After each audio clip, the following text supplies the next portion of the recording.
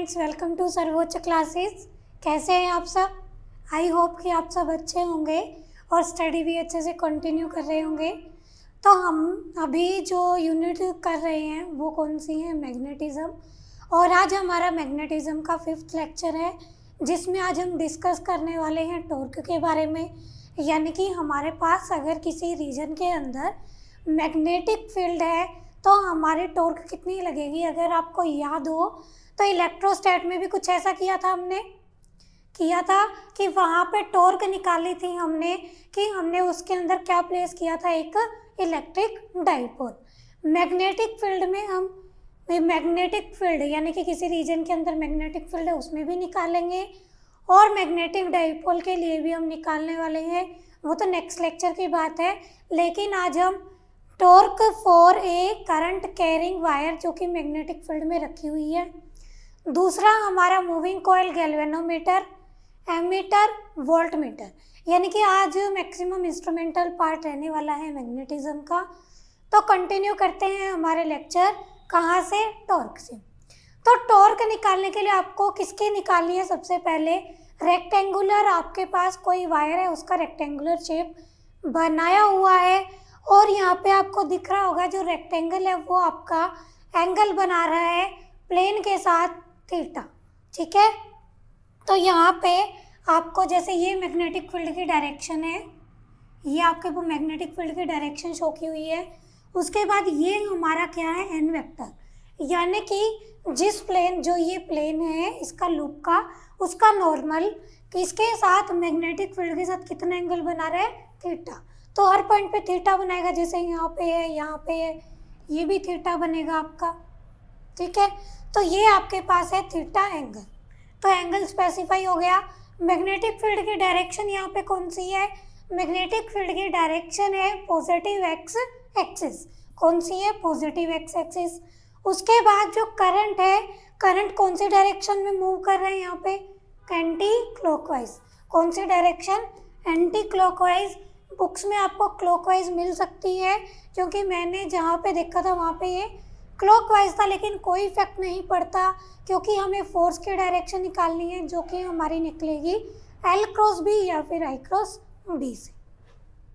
तो यहाँ पे देखो, अब हमें फोर्स की डायरेक्शन फाइंड आउट करनी है, क्योंकि आपको इमेज पेपर में नहीं देगा वो, अगर कोई न्यूमेरिकल आ जाता है और आपको पूछा जाएगी फोर्स का मैग्नीट्यूड कितना होगा और आपका जो इसकी डायरेक्शन है वो कितनी होगी, तो आपको फाइंड आउट करना आना चाहिए। तो मैंने एक अल्टरनेट बताया था लास्ट लेक्चर में, कौन सा? F इज इक्वल टू होता है आई एल क्रॉस बी। और आपको पता है लेंथ एलिमेंट की डायरेक्शन और करंट की डायरेक्शन सेम होती है, तो लेंथ एलिमेंट में बच्चे कंफ्यूज हो जाते हैं, इसीलिए आप यहाँ पे कर सकते हो आई क्रॉस बी। कोई फॉर्मूला नहीं है ये, जस्ट आपके डेरिवेशंस यानी कि डायरेक्शंस निकालने के लिए आप इसको कर सकते हो आई क्रॉस बी से, क्योंकि लेंथ एलिमेंट करंट तो सेम डायरेक्शन में है, तो हम कोई भी अप्लाई करें हमारा सिर्फ आंसर ठीक आना चाहिए। क्योंकि जो आप हैंड रूल लगाते हो, जैसे यहाँ पे फ्लेमिंग का लेफ्ट हैंड रूल लगाया आपने गलती से, पेपर में इतनी कन्फ्यूज़न होती है कि आप बाई चांस राइट जो रूल है वो लगा दो, तो यहाँ पे सारे डायरेक्शंस अपोजिट हो सकती हैं। इसीलिए ऐसी चीज़ों से बचने के लिए अगर आपको वेरीफाई करना हो तो आप इससे कर सकते हो, और जिनको अच्छे से हैंड रूल लगाना आता है वो तो अच्छी बात है। तो यहाँ पे हमें सारी डायरेक्शन पता लग गई। अब हमें निकालनी है यहाँ पे टॉर्क। तो टॉर्क निकालने से पहले सबसे पहले टॉर्क का फॉर्मूला क्या होता है? हमारे पास टॉर्क होती है फोर्स, यानी कि मैग्नीट्यूड ऑफ आइदर फोर्स, यानी कि जो फोर्स इसको क्या प्रोवाइड करवा रही है? टॉर्क। उनका हम क्या लेंगे? मैग्नीट्यूड, और मल्टीप्लाई में लेंगे perpendicular distance between two forces. ठीक है, जिस डायरेक्शन में दोनों फोर्सेस लग रही हैं उनके बीच में परपेंडिकुलर डिस्टेंस हमें कंसिडर करनी होती है, और मल्टीप्लाई करना होता है फोर्स के मैग्नीट्यूड से। अभी यहाँ पे टास्क हमारी है फोर्स निकालने की और परपेंडिकुलर डिस्टेंस। तो सबसे पहले फोर्स देखो, यहाँ पे आपके पास यहाँ पे 4 फोर्सेस दिख रही होंगी आपको। जैसे यहाँ पे अगर F3 हम निकालते हैं, हमारा मैग्नेटिक फील्ड एक्स डायरेक्शन में है, ठीक है, और हमारा जो करंट है वो करंट है हमारा पॉजिटिव वाई एक्सिस में। तो आपको करना है I cross B Y cross X, इसका मतलब माइनस जेड, और जो हमारी F3 की डायरेक्शन है ये हमारी क्या होगी, माइनस जेड। इसीलिए क्या कर रहा है हमेशा, आउटवर्ड। ठीक है, कौन सी तरफ एक्ट कर रहा है, आउटवर्ड। उसके बाद ये इनसाइड है, सॉरी, क्योंकि यहाँ पे देखो ये लूप का प्लेन है। अगर हम इसको ये फोर्स अभी देखते हैं, यहाँ पे क्या है, पॉजिटिव एक्स एक्सिस, करंट के डायरेक्शन है माइनस वाई, तो हमें करना है I cross B minus Y cross X plus Z, यानी कि ये है आउटवर्ड।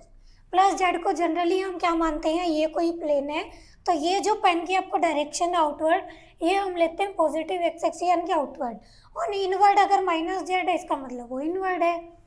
अब यहाँ पे F3 और F2 और F4 देखो, F2 और F4 की अगर डायरेक्शन निकालते हैं, ये एक्स डायरेक्शन है, ये अगर हम मान लेते हैं माइनस जेड, तो ये आती है आपकी माइनस वाई, क्योंकि माइनस जेड क्रॉस एक्स क्या होगा, माइनस वाई।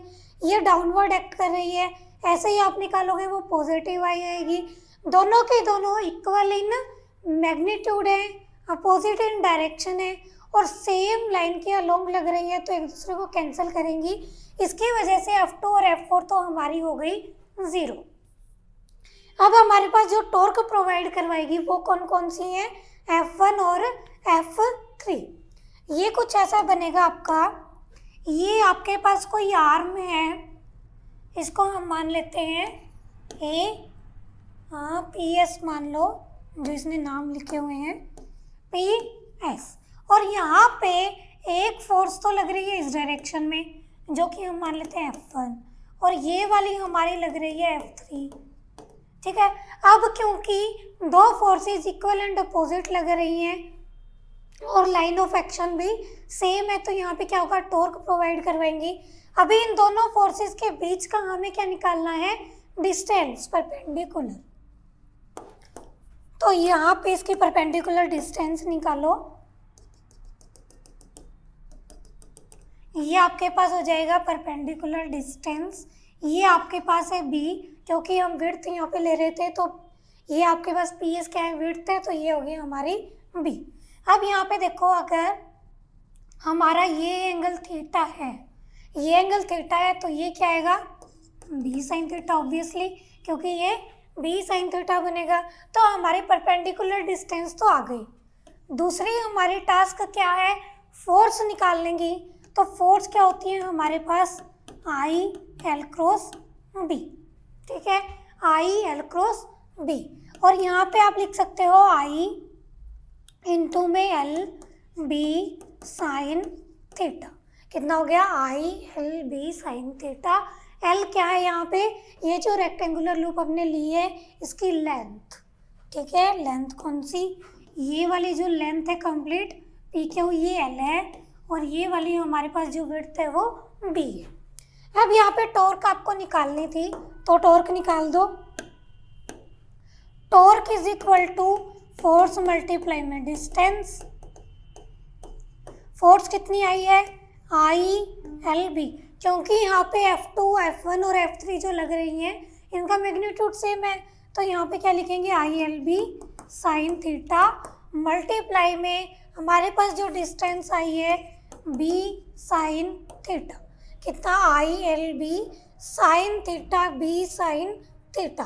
अब यहाँ पे देखो, जो ये साइन थीटा है L क्रॉस B में, किसमें है, L क्रॉस B में, तो ये आउटवर्ड लग रही है, वो आपके इनवर्ड लग रही है। दोनों में एंगल कितना है, 90 का है, तो इसीलिए ये साइन थीटा तो हो जाएगा 1।